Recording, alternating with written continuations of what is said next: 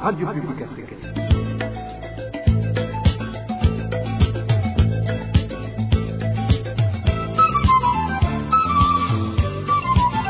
Radio Publique Africaine. Merci de nous avoir choisis, amis fidèles de la RPA. Nous sommes mercredi 11 décembre 2024. Bienvenue à ce journal dont voici les principaux titres. Le chef de cabinet militaire à la présidence burundaise appelle les Burundais en exil et ceux qui sont dans les groupes armés à rentrer dans le pays. Silas Nguligwa l'a déclaré ce mercredi dans une réunion qui se déroule à Bujumbura et qui est confiée aux personnes qui sont concernées par des questions sécuritaires dans la sous-région et le rapatriement des réfugiés. Au moment où les Burundais se plaignent de manque et de montée répétitive des prix du carburant, le numéro 1 burundais indique en général le Burundi n'a pas de problème. Evariste Ndayishimiye signale en effet que les problèmes actuels du Burundi trouvent origine dans les situations que le Burundi a traversées dans le passé. Vous le suivrez dans ce journal. Dans ce journal, nous vous parlerons également de l'insalubrité qui s'observe au niveau du marché Kotebu à cause des immondices qui ne sont jamais dégagés. Voilà pour le sommaire. Bien le bonsoir chez vous, mesdames et messieurs. Tout de suite, le développement de ces titres. Au bonsoir. Commençons ce journal par la page droit de l'homme où le commissaire Moïse Alakaza, surnommé Nyega Nyega, cité dans plusieurs cas de violation des droits humains, a été récemment muté, quittant le commissariat de la commune Kabarore en province de Kayanza pour migrer vers le commissariat de la commune Brieru en province de Ruyigi. Une mutation qui a étonné plus d'un. Parmi ceux-là figure le collectif des avocats des victimes du Burundi, Kavib en sigle, qui justifie cette mutation d'une stratégie visant à lui protéger au lieu de le mettre devant la justice. Suivez Maître Félix Nyonguru, il est le chargé des projets au sein du Kavib. Le commissaire de police Moïse Alakaza, alias Nyega Nyega, vient d'être muté à la tête de la police de la commune Bweru, en province de Ruyigi, en provenance de la commune Kabarore, en province Kayanza. Partout où il est passé, surtout dans les communes Matana, Mugamba, Bururi, Kabezi, il a commis trop de crimes comme des exécutions sommaires, des tortures, des détentions arbitraires, etc. Alors que les victimes de ces habits crient à la justice, les autorités burundaises choisissent de le déplacer plutôt que de le punir conformément à la loi. Le cas d'Alakaza Moïse, alias Nyega Nyega, est une preuve tangible de la violation des droits de l'homme au Burundi, aussi de la complicité des autorités burundaises, ainsi que l'impunité qui règne au Burundi. Les habits attribués à Moïse Alakaza, alias Nyega Nyega, ne sont pas isolés, car ils s'inscrivent dans un système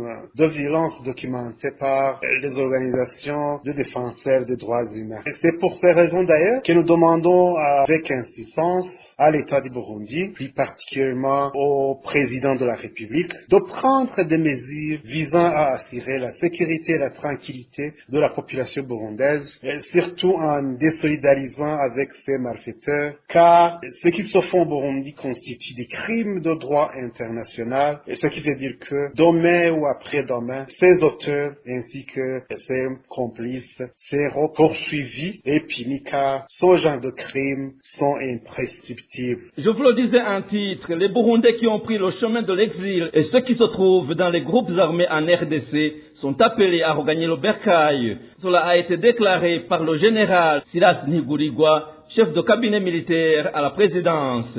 Il l'a déclaré au moment où il se tient en mairie de Bujumbura, une réunion qui va durer 3 jours à laquelle sont conviés tous ceux qui sont concernés par des questions sécuritaires dans la sous-région et de rapatriement des réfugiés. Au cours de cette réunion, les participants sont en train de mettre en place la façon dont ceux qui ont fui le pays et ceux qui se trouvent dans les mouvements rebelles basés en RDC qui veulent rentrer au pays pourront être rapatriés. Suivez le général Nguligwa, nous détenons son élément sonore de la télévision nationale. C'est dans un contexte légalement reconnu parce que vous savez que le sommet des chefs d'État, à travers le processus de Nairobi et le mini-sommet de Luanda en Angola, ont reconnu et ont recommandé que les groupes armés négatifs, terroristes qui causent de l'insécurité, particulièrement à l'est de la RDC et dans toute la région, doivent être militairement combattus. mais pour ceux qui le voudront, de déposer leurs armes, qu'ils seront accueillis par leur pays d'origine. C'est dans ce contexte que cet atelier s'est organisé pour que, de concert avec d'autres partenaires, nous puissions tracer les modalités pratiques de procéder à ce processus de rapatriement volontaire de ces membres de certains groupes armés d'origine burundaise qui sont encore à l'est de la RDC. Cette rencontre en cours suit la récente visite au Burundi de Wang Tian, envoyé spécial du secrétaire général des Nations Unies pour la région des Grands Lacs, tenue en date du 17 novembre dernier. Au cours de cette visite, il a rencontré le président du Burundi et cette rencontre a porté sur la situation politico-sécuritaire qui prévaut dans la région. En page gouvernance, le secteur minier et le secteur de la sécurité sont les plus affectés par la corruption au Burundi, selon Transparency International. Cette organisation internationale le signale dans son récent rapport. Emile Niebasumba.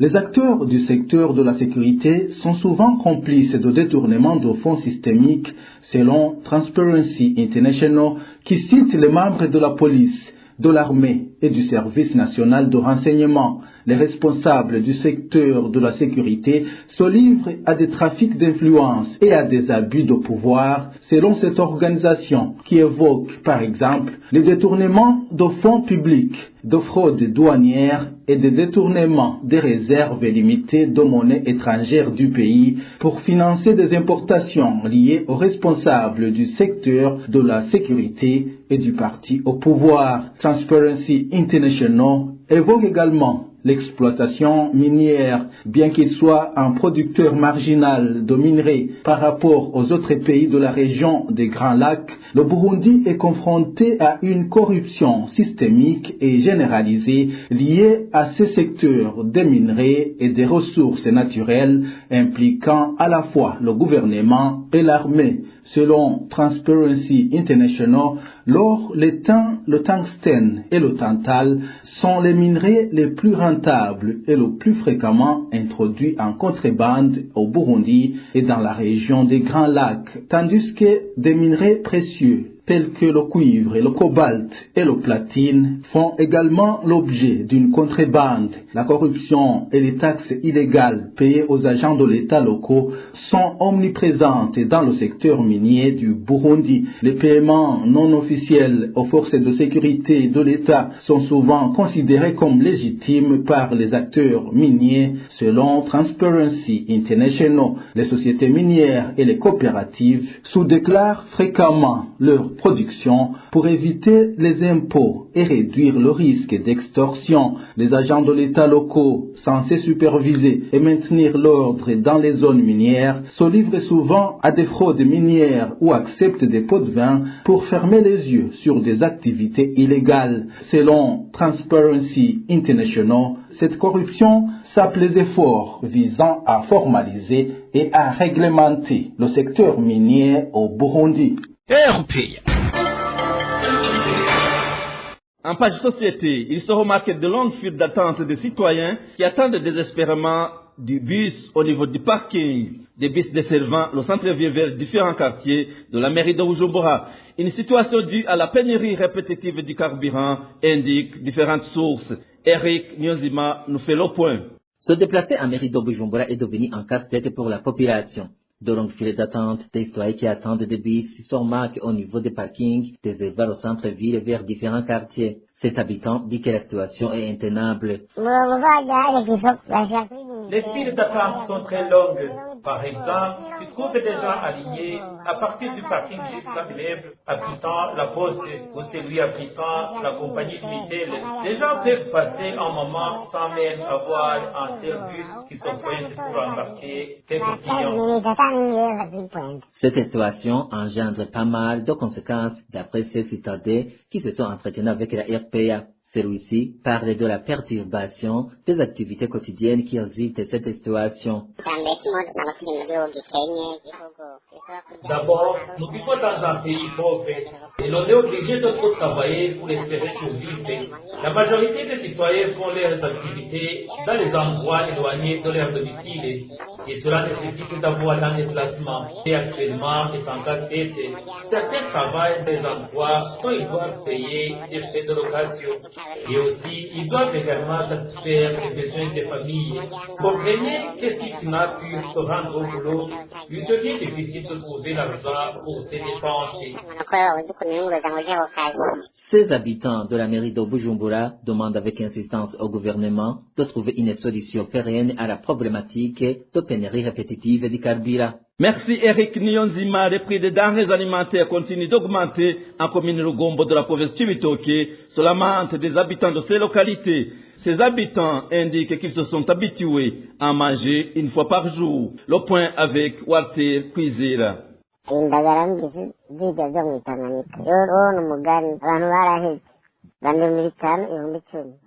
Cet habitant qui se lamente et habite la commune de Rugombo de la province Cibitoke. Il déplore la montée vertigineuse des prix de tous les produits de première nécessité qui ont doublé, voire triplé en un laps de temps, comme en témoigne notre source à Rugombo. Sans vous mentir, ce qui se passe n'est pas une simple montée des prix. 1 kg de viande est passé de 12 à 25 000 francs burundais. Et là aussi, la viande n'est pas de qualité, en plus du fait qu'il grignote même sur la quantité qu'il vous donne en truquant les balances. 1 kg de haricots coûte 5 000. Le haricot de type Kirundo coûte entre 4 500 et 4 700. Quant au haricot dit jaune, le prix du kilogramme est passé de 4 à 8 000 francs burundais. Bref, toutes les denrées ont vu leur prix vertigineusement grimper. Actuellement, les habitants de Rugombo disent n'être plus à mesure de nourrir leur famille 2 fois par jour suite à la précarité à laquelle ils font face. Et pour le moment, c'est très difficile de pouvoir nourrir la famille, surtout nos enfants. La plupart des parents sont dans une désolation totale, car vous comprendrez que c'est stressant de ne plus être à mesure de pourvoir aux besoins les plus élémentaires de la famille, en l'occurrence nourrir ses enfants 3 fois par jour. Beaucoup de familles mangent 1 fois par jour et parfois passent toute la journée sans rien mettre sous la dent. Tout cela à cause de la précarité des ménages, aggravée par la hausse incessante des prix des denrées. Donc nourrir nos familles devient de plus en plus impossible. Les informations en provenance de la province Rugombo font savoir qu'ils craignent que cette situation s'empire, d'autant plus que les autorités restent inactives face à ce problème. Walter Kwizera, passons en présent à la page économie. Au moment où des habitants de différentes localités du pays continuent de dire que la vie se durcit davantage suite à la montée des prix et à la pénurie persistante du carburant, le président Evariste Ndayishimiye dit que le Burundi est un pays qui, en général, n'a pas de problème. Il a déclaré au cours d'une interview accordée à la chaîne de télévision TV5. Le numéro 1 burundais a aussi expliqué que les problèmes qui se remarquent au pays trouvent origine dans des situations que le pays a traversées dans le passé. Il faut d'abord connaître d'où nous venons. Le Burundi, c'est un pays qui a connu une histoire très douloureuse, une histoire pleine de conflits. Mais ces conflits, maintenant, ont pris fin. Les Burundais se sont réconciliés. Depuis 2005, c'était la période de reconstituer notre société qui était détruite. Vous voyez alors un pays qui commence à se reconstituer en 2005. En 2015, il y a eu un complot pour fabriquer un coup d'État. Et après avoir échoué à ce coup d'État, nous avons subi des sanctions injustes. Alors que c'était encore un pays fragile. Suite à ces sanctions aussi, le Burundi a été frappé par le Covid-19. Après le Covid-19, il y a eu cette guerre en Ukraine. Tout cela a eu des conséquences néfastes sur le Burundi. Donc nous ne pouvons pas dire que le Burundi connaît beaucoup de difficultés plus que les autres.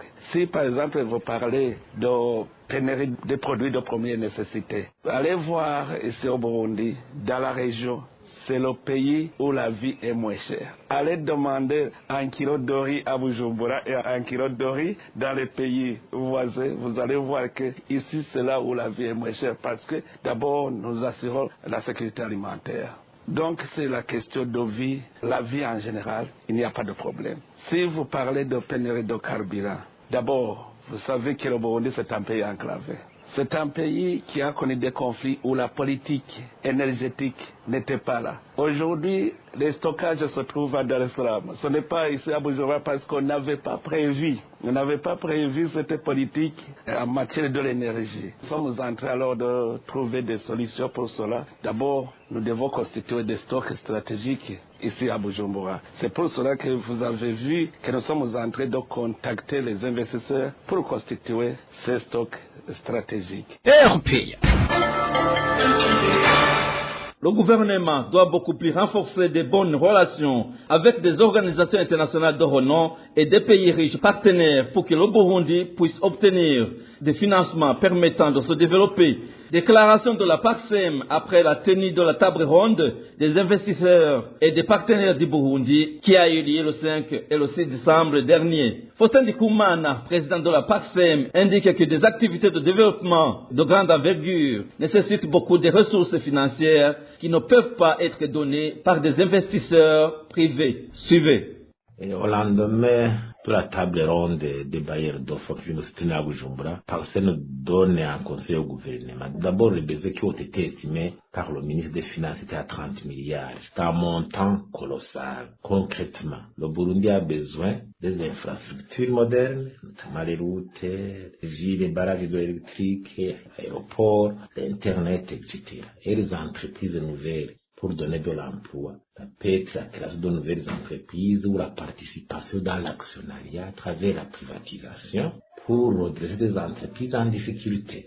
Il y a des réformes dans l'administration qui sont très nécessaires. Alors le gouvernement doit analyser la stratégie pour mobiliser les financements. Parce que nous conseillons au gouvernement de garder à cœur la coopération traditionnelle, bilatérale et multilatérale. Parce que bien elle qui peut aider à la construction de ces infrastructures qui exigent des moyens colossaux. Sinon, attendre un privé qui cherche un profit pour investir dans ces infrastructures, ça sera difficile. Il peut même plutôt juger que le déficit de ces infrastructures constitue un handicap. Mais la coopération bilatérale, elle vient justement pour. L'exemple, c'est la Chine qui a accepté de nous aider à la modernisation de notre aéroport. Mais sinon, les entrepreneurs privés exigent un environnement des affaires très favorable. Les infrastructures notamment, l'environnement macroéconomique favorable, la justice, la corruption qui est combattue avec vigueur. Donc, nous conseillons au gouvernement d'asseoir une stratégie de mobilisation des fonds de financement parce que le Burundi ne peut pas accéder au marché financier classique pour mobiliser des fonds comme le font d'autres pays, par exemple dans la sous-région. Donc, il faut être prudent, tout ne viendra pas des investisseurs privés. La coopération bilatérale doit être gardée à cœur. La coopération bilatérale et multilatérale, la Banque mondiale, la Banque européenne et d'autres comme la Chine, les bailleurs traditionnels, du Burundi, l'Allemagne, la France, la Belgique et autres. Sinon, je ne crois pas qu'un investisseur privé ougandais, sud-africain viendra pour construire toutes ces infrastructures. C'est 30 milliards déjà. C'est les estimations récentes du ministère des Finances. Et je crois qu'au lendemain, il faut une bonne stratégie de cette table ronde. Il faut une bonne stratégie de mobilisation des fonds. En zone Ngagara de la commune Nahangwa, ils sont remarqués de l'insalubrité au niveau du marché communément appelé Kotebu. Ceux qui fréquentent ce marché indiquent que ces immondices viennent de passer une longue période sans être dégagés. Les détails avec Balthazar Miwuro. Il se remarque au niveau du marché dit Kotebu une montagne d'immondices de toutes sortes. Des sources parmi ceux qui font leur commerce dans ce marché indiquent que ces immondices viennent de passer plus de 6 mois sans être enlevés. Témoin de l'une de nos sources.